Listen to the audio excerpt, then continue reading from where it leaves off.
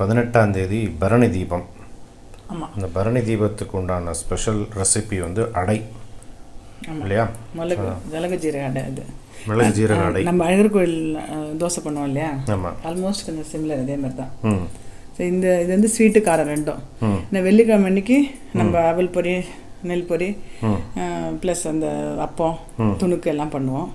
திருப்பி 2 நாள் அதே பிரசாதம் வேண்டான்றதுனால நாளைக்கு வந்து இந்த பிரசாதம் பண்ணுவேன். இது எப்படின்னா பச்சரிசி ஒரு கப்பு, எந்த அளவுக்கு அரிசி எடுத்துக்கிறோமோ அதே அளவுக்கு பருப்பு எப்படின்னா இதில் வந்து 1/2 டம்ளர் வந்து 1/2 டம்ளர் கொஞ்சம் மேலே வந்து உளுத்தம்பருப்பு, கருப்பு உளுத்தம்பருப்பு தான். அப்புறம் ஒரு பிடி வந்து தோரம்பருப்பு, ஒரு பிடி கடலைப்பருப்பு, எல்லாம் சேர்த்து 1/4 மேலே வரும். இந்த 3 பருப்பு சேர்த்து அதில் ஜாஸ்தி வந்து உளுத்தம்பருப்பு தான், கருப்பு உளுத்தம்பருப்பு தான் போடணும். அது போடுறது. அப்புறம் வந்து ஒரு பிடி கடலைப்பருப்பு, ஒரு பிடி உளுத்தம்பருப்பு, அப்புறம் வந்து ஜீரகம், மிளகு, கொஞ்சம் ஜீரகம், மிளகு, உப்பு, இது அப்புறம் தேங்காய் போடுவேன். போட்டு நல்லா குறைக்கணும் நரைச்சிக்கணும். இப்போ இதை வந்து ஊற வைக்கணும். மினிமம் ஒரு 3 hours. ஏன்னா பச்சரிசி இல்லையா, ஒரு 3 மணி நேரம் ஊற வைக்கணும். இப்போ சாயந்தரம் 6 மணிக்கு நைவேத்தியம் பண்ண போகிறோன்னா ஒரு 2 மணிக்கெலாம் ஊற வச்சுட்டு போட்டு வச்சோம்னா ஒரு 5 மணிக்கு அரைச்சிட்டு வாக்குறதுக்கும் வளர்க்கறதுக்கும் கரெக்டாக இருக்கும். ஓகே. பருப்பு அப்படியே ஊற வச்சிருவேன் நான். எல்லாம் ஆக்சுவலாக பருப்பு 1 hour ஊறினா போகிறோம். கருப்பு இருந்ததுனால நான் 2மே வந்து ஒரு 3 hours ஊற வச்சிருவேன். பருப்பையும் 3 மணி நேரம் ஊற வச்சிருக்கேன். பச்சரிசியும் 3 மணி நேரம் தனியாக ஊற வச்சிருக்கேன். ஆமாம், தனித்தனியாக ஊற வச்சுப்பேன். ஏன்னா களையும் போது கொஞ்சம் அந்த இதெல்லாம் வரும் முடியும். ஸோ அதுக்காக நான் அலும்பிட்டு ஊற வச்சிடுறேன், தனித்தனியாக ஊற வச்சிருவேன். ஓகே, பார்க்கலாமா இப்போ? அப்படியே அரைச்சிக்கணும். இது வந்து பரணி தீப ஸ்பெஷல். ஆமாம், அது நீங்கள் அப்புறமா ஏன்னு சொல்கிறீங்களா? சொல்கிறேன். தேங்காய் வந்து கட் பண்ணி போட்டுட்டு குறைக்கறன்னு அரைச்சிக்கிறேன். போட்டுட்டேன்.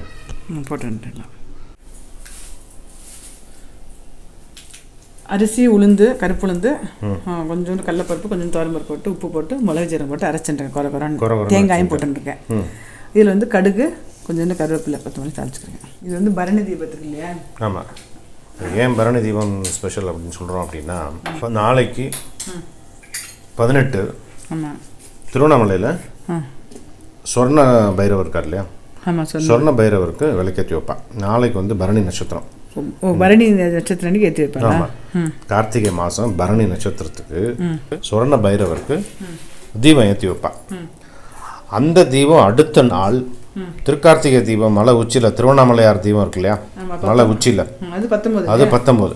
அதுக்கு காலம்பரை எடுத்துன்னு போவான் அந்த தீபத்தை, அந்த பரணி தீபத்தை. அந்த பரணி தீபம் எங்கே ஏற்றி வைக்கிறான்? சொர்ண பைரவர்.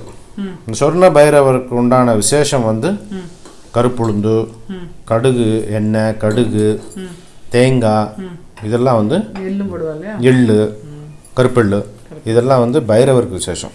நம்ம வந்து பிரசாதத்தில் எள்ளு சேர்க்க மாட்டோம், அதனால எள்ளு போடல. சில பேர் போடுவாங்க. அதனால வந்து நம்ம இந்த அடையை வந்து பரணி தீப ஸ்பெஷல் அப்படின்னு சொல்கிறோம். அதாவது இன்னைக்கு பண்ணணும்னா வியாழக்கிழமை பண்ணணும், 18 அன்னைக்கு பண்ணணும். ஆமாம், அது வந்து பரணி தீபம் அன்னைக்கு வந்து நம்ம பண்ணிக்கலாம். இந்த அடையை காலம்புரை பண்ணிக்கலாம், இல்லை மத்தியானத்துக்கு பண்ணிக்கலாம், இல்லை சாயந்தரத்துக்கு கூட. சாயந்தரம் தீபம் ஏற்றுறதுக்கு ஆமாம் அன்றைக்கி பண்ணலாம். ஆமாம், இது வந்து பரணி தீபன்றது இந்த பைரவருக்கு ஏற்றிட்டு மறுநாள் எடுத்துன்னு போகலாங்க. ஆமாம், அந்த தீபத்தை அங்கே வந்து ஏற்றிடுவா சொர்ண பைரவருக்கு. ஏற்றிட்டு அடுத்த நாள் தான் திருவண்ணாமலையார் தீபம். அதுதான் வந்து திருக்கார்த்திகை தீபம், மகா தீபம்னு சொல்கிறது. அந்த மலை உச்சிக்கு இந்த பரணி தீபத்தை எடுத்துன்னு போய் இதை வச்சு தான் அந்த தீபத்தை ஏற்றி வைப்பான். ஸோ அதனால தான் பரணி தீபம், திருக்கார்த்திகை தீபம், அப்புறம் பாஞ்சராத்திர தீபம் சொல்லுவாங்க. அப்புறம் பாஞ்சராத்திர தீபம் அப்படிங்கிறது வந்து இந்த சதுர்த்தசி திதியெலாம் முடிஞ்சதுக்கு அப்புறம் வர்றது. அது வந்து சதுர்த்தசி வந்து சிவபெருமானுடைய உக்ரம் உச்சத்தில் இருப்பார்.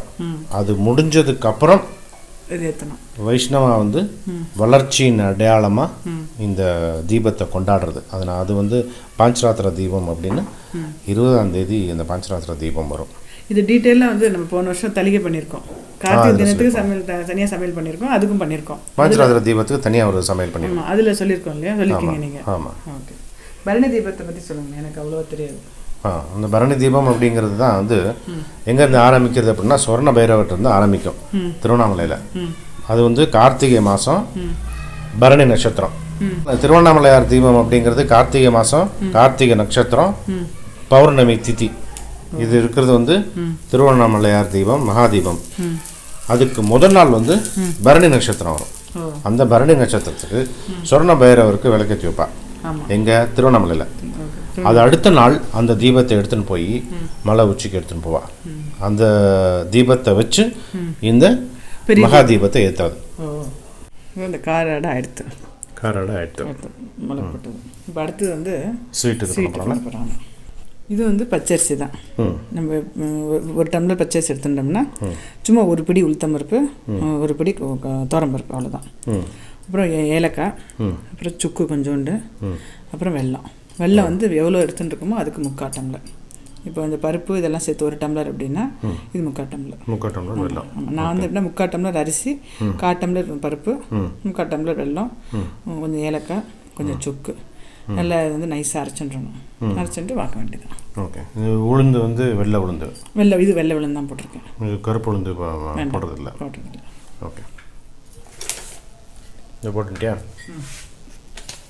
அரைச்சிட்டேன். தேங்காய், பச்சரிசி, வெல்லம், ஒரு பிடி உளுத்தம்பருப்பு, ஒரு பிடி தோரம்பருப்பு, சுக்கு, ஏலக்காய். இது கன்சிஸ்டன்சி எப்படி இருக்கு? தோசை வைக்கணும். தோசை அடை வைக்கணும். இது அடமாவு மாதிரி. சில பேர் என்ன பண்ணுவாங்கன்னா வெள்ளை இது தேங்காய் போட்டு அரைக்காம தேங்காய் வந்து பொடி பொடியாக கட் பண்ணி இதில் போட்டு வச்சுருப்பா. அதுமாரி எண்ணெய் விடாமல் நெய் விடுவா. அப்படியா? ஆமாம். பிரசாதம் போது பெருமாள் பிரசாதம் இல்லையா, எண்ணெய் விடாமல் நெய் விடலாம். ஓகே. ஸோ இந்த 2 அடையும் பண்ணுறது பரணி தீபத்துக்கு விசேஷம். ஆமாம். இது விரதம் அப்படிங்கிற போது பார்த்தோன்னு வச்சுக்கேன். ஆமாம், விரதம் இருக்கும். ஆமாம், விரதம் வந்து 3 நாள் சேர்ந்து விரதம் இருக்கா 30 நாள் இந்த மாதிரி ஒரு நாள் ஒரு வேளை சாப்பிட்டு இருப்பா. ஆமாம். சில பேர் தனித்தனியாக இருக்க ஆளும் இருப்பா. அது வந்து இப்போ நாளைக்கு வந்து பரணி நட்சத்திரம் இல்லையா, கார்த்திகை பரணி நட்சத்திரம். அது வந்து பரணி தீபம் ஏற்றுவா. அதுக்கு வந்து என்ன பண்ணுவான்னா இந்த மாதிரி பரணி தீபத்துக்கு உண்டான ஸ்பெஷல் அடையை பண்ணிவிட்டு அதை வந்து நாள் பூரா விரதம் இருக்கிறது. சாயந்தரம் விளக்கு ஏற்றுனதுக்கப்புறம் இந்த பரணி தீபம் ஆனதுக்கப்புறம் பைரவரை நினச்சிட்டு இந்த அடையை வந்து சாயந்தரமாக சாப்பிட்றது ஒரு வேளை அப்படி இருப்பாள். அந்த மாதிரி இங்கே வந்து விரதம் வந்து இந்த கார்த்திகை மாதம் ஃபுல்லாகவே விரதம் இருக்கிறது நல்லது. அது இந்த வெங்காயம் போட்டு சாப்பிடாம இருக்கிறது நல்லது. ஆமாம். சாப்பிட்டு அதில் ஒரு வேளை சாதம் சாப்பிட்டுட்டு ஒரு வேளை டிஃபன் சாப்பிட்றது விசேஷம். ஆமாம். அதுமாதிரி நம்ம வந்து விரதத்துக்குன்னு தனியாக வந்து ரெசிபிஸ் போட்டிருக்கோம். இந்த செவ்வாழை பழத்துலேயும் கோதுமை ரவையிலையும் வந்து அடையும் பண்ணியிருக்கிறது. ஆமாம். நிறைய பேர் அரிசி சாப்பிடாம அப்படி பண்ணி சாப்பிட்றவங்களும் இருக்கான். நம்ம டெய்லி இருக்க முடியாட்டாலும் அட்லீஸ்ட் திருக்கார்த்திகை அன்னைக்கு மட்டுமாவது விரதமாக இருந்து விளக்கேற்றி சேர்க்கறது வந்து விசேஷம். ஆமாம். விரதம் வந்து இது வந்து உடம்புக்கு நல்லதுன்னு தெரியும். ஆமாம். நீங்கள் முன்னாடி சொல்லியிருக்கீங்க அவ்வளோ சயின்டிஃபிக்காக அவ்வளோ நல்லது உடம்புக்குன்னு. ஆமாம். வேறு ஏதாவது ரீசன் இருக்கா? ஏன் கம்பல்சரியாக இருக்கணும் அப்படிங்கிறாங்க திருக்கார்த்திகை போது? எந்த பண்டிகை நம்ம கொண்டாடணுமோ இல்லையோ கண்டிப்பாக வந்து வருஷத்தில் அந்த திருக்கார்த்திகை வந்து எல்லாரும் கொண்டாடணும். அது வந்து மடியாகவும் இருக்கணும்னு சொல்கிறா. அதுமாதிரி வந்து பட்னியாக இருந்துட்டு தான் விளக்கேற்றணும் அப்படிங்கிறா இல்லையா? ஏதாவது ரீசன் இருக்கா? எனக்கு தெரிஞ்சு என்னென்னா நம்ம முன்னோர்கள்லாம் ஒரு பழக்கத்தை ஏற்படுத்துறதுக்கு எல்லாத்துக்குமே ஒரு புராணம் ஒரு கதை வச்சு ரீசனிங் இருக்கும். இந்த விரதம் அப்படிங்கிறதுக்கு பின்னால் மிகப்பெரிய சயின்ஸ் இருக்கும். அந்த விரதம் அப்படிங்கிறது வந்து ஒன்று வந்து நம்ம ஜீரண சக்திக்கு வந்து நல்லது. அந்த ஜீரணம்ங்கிறது வந்து இல்லைன்னா 24 மணி நேரம் 365 நாளும் ஓடின்னு அதுக்கு வந்து ஒரு ஓய்வு கொடுக்கறது இந்த விரதம். இன்னொரு யோகாசனம் யோக சாஸ்திரம் அந்த வழியில் பார்த்தோன்னு வச்சுக்கோங்க. இந்த மூச்சு பயிற்சி அப்படிங்கிறது வந்து ஒரு நிமிஷத்துக்கு 15 மூச்சு. அதாவது நமக்கு வந்து 2 நாசி இருக்குது மூக்கில், இடது நாசி வலது நாசி. இடது பக்கமாக மூச்சு இழுத்து வலது பக்கமாக விடுறது, வலது பக்கமாக மூச்சு இழுத்து இடது பக்கமாக விடுறது, நடுவில் வந்து கொஞ்சம் நேரம் பிரேக் போடுறது. இதுதான் வந்து மூச்சு பயிற்சி. இதை வந்து இந்த மூச்சு காற்றுங்கிறது வந்து கால் அப்படின்னு சொல்லுவாங்க. கால் மூச்சு காற்று. வள்ளலார் வந்து கால் மாற்றும் கலை அப்படின்னு சொல்லுவார். இந்த கால் மாற்றும் கலையை வந்து தெரிஞ்சவன் வந்து பெரிய சித்தன், பெரிய வித்தை தெரிஞ்சவன் அப்படின்னு அர்த்தம். ஒரு நிமிஷத்துக்கு 15 மூச்சு மட்டும் விடுறவன் 100 வயசு வாழ்வான் அப்படிங்கிறதுக்கு கணக்கு இருக்கு. மூச்சு காற்றை நீ எங்கெங்கே மிச்சப்படுத்துறியோ அந்த அளவுக்கு உனக்கு வந்து ஆயுள் வந்து ஜாஸ்தி ஆகுமா அவளுடைய கணக்கு. ஒரு மனுஷன் உட்காண்டிருக்கும் போது ஒரு நிமிஷத்துக்கு 12 தடவை மூச்சு காற்று விடுறான். அதே இது தூங்கும்போது எவ்வளோ தெரியுமா மூச்சு காற்று விடுறான்? 32. ஜாஸ்தியா? ஆமாம், தூங்கும்போது மூச்சு காற்று 32 காற்று ஒரு நிமிஷத்துக்கு. அதனால தான் என்ன சொல்லுவாங்க, அது உனக்கு அந்தளவுக்கு கேலரி கெயின் ஆகும், அந்தளவுக்கு உனக்கு வந்து எனர்ஜியும் ஆகும். அதனால தான் சித்தர்கள் வந்து தூங்குறத வந்து கம்மி பண்ணிடுவாள். அவள் தூங்குறத வந்து கம்மி பண்ணிடுவாள். அவளுடைய சித்த பயிற்சியில் தூங்குற அளவு வந்து கம்மியாக இருக்கும். நம்மளை மாதிரி படுத்து நிம்மதியாக படுத்து குரட்டை விட்டு தூங்குறது கிடையாது. வந்து 1 மணி நேரம் தூக்கம் நம்மளுடைய 7 மணி நேரம் 8 மணி நேரம் தூக்கத்துக்கு சமம். 1 மணி நேரம் தூக்கம் தான் அவளுக்கெல்லாம். ஸோ இதனால தான் வந்து அந்த காலத்துலலாம் வந்து 150-200 வருஷம் கூட அவனால் வாழ முடிஞ்சது. ஸோ இந்த தூக்கத்தை கம்மி பண்ணுறதுக்கு உண்டான ஒரு வழி வந்து இந்த விரதம். வயிறு பசியாக இருக்குமா தூக்கம் வருமா? நீ தூக்கத்தில் வந்து 8 மணி நேரம் தூக்கம்னா 1 நிமிஷத்துக்கு 32 மூச்சு காற்று வெளியே போகும். எவ்வளோ மூச்சு காற்று வெளியே போகுதோ அவ்வளோ ஆயுள் குறையும் அப்படிங்கிறது சித்தர்கள் இந்த யோகத்தில் வந்த ஒரு கணக்கு. அதான் இதுக்கு பின்னால் உண்டான ஒரு சயின்ஸ். இப்போ இதாயிடுத்துல பரணி தீப ஸ்பெஷல் அடை, கார அடை, இனிப்படை.